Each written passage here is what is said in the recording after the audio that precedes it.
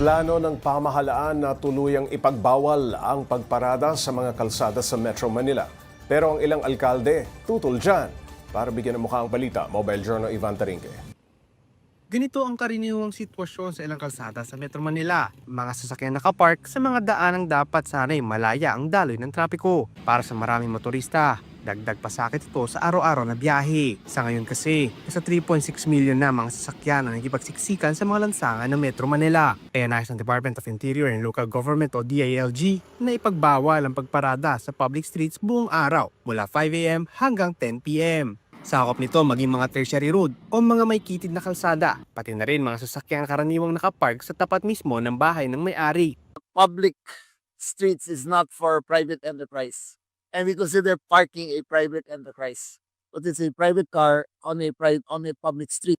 Ayon pa kay Secretary Remulla, layunin ng hakbang na ito na gawing mas livable, cohesive at ligtas ang Metro Manila. Samantala, may panukala rin ang Metro Manila Development Authority o MMDA sa bayang parking ban sa umiiral na number coding scheme. Iminungkahi nilang ipatupad ito tuwing rush hour, 7 a.m. to 10 a.m. at 5 p.m. to 8 p.m. Kailangan namin pag-aralan niya at ma-decide through a technical working group on a case-case basis.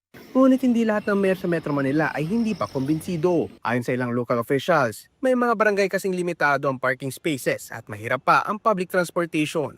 If we fully implement this, ang sasabihin ng mga constituents namin is, buti sana if there's mass transportation na pwede kayong madali for us to commute. Magtatatag ng technical working group ang Metro Manila Council para pag-aralan kung saan maaaring ipatupad ang parking ban. Target na may labas ang final version ng polisiya sa September 1. Kasama sa pagiging responsabling driver at pagparada sa tamang lugar. Kahit kasi walang sakay ang sasakyan mo, posible itong makaapekto sa daloy ng trapiko. Mobile Journal Ivan Tarinque po hatid ang mukha ng balita.